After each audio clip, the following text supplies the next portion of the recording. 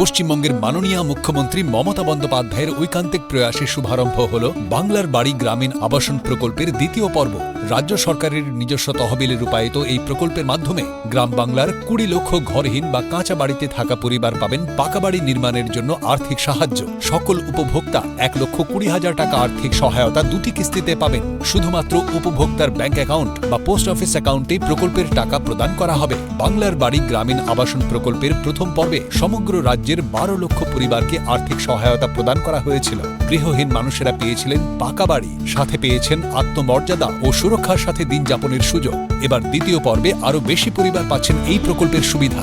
2টি পর্ব মিলিয়ে 32 লক্ষেরও বেশি পরিবার এই প্রকল্পে আর্থিক সহায়তা পাচ্ছেন। এই পরিবারগুলি পাবেন মর্যাদাপূর্ণ, উন্নততর ও সুরক্ষিত জীবন। রাজ্য সরকার এর জন্য ব্যয় করছে 38,400। আপনার নাম কি? বাড়ি? বাংলার বাড়ি 1,20,000 টাকা পেয়ে খুশি? খুশি। মুখ্যমন্ত্রীকে ধন্যবাদ। জোড়হাত। আপনার বাড়ি এটা? হয়। ঠিক আছে। আপনার নাম কি? আমার নাম দুর্গানাথ মার্ডি। এই যে বাংলার বাড়ি গ্রামীণ প্রকল্পে আপনি স্যাংশন হয়েছে আপনার নাম এবং টাকা পাবেন, তার জন্য কেমন লাগছে? খুব ভালো। আগে কেমন বাড়ি ছিল আপনার? আগে আমার মাটির বাড়ি, কুঞ্চি বেড়া দিয়ে থাকতাম, বসবাস করতাম। আমাদের মাটির বাড়ি বসবাস করার পরে বর্তমানে যে ঘরের ব্যবস্থা করা হয়েছে, রাজ্য সরকারকে ধন্যবাদ জানাই আমাদেরকে এই সহযোগিতা করার জন্য।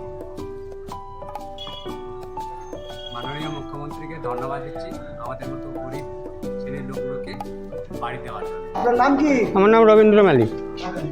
বাংলা আবাস যোজনায় যে স্যাংশন হলো, টাকা পাবেন? হ্যাঁ, পাচ্ছে। খুব ভালো হচ্ছে স্যার। আমার বাড়ি ঘর ছিল না, আগে কেমন বাড়ি ছিল? কাঁচা বাড়ি ছিল, বেড়া আশ্রা বেড়া। এখন পায়ে আমার মনটা ভালোই রাখছে।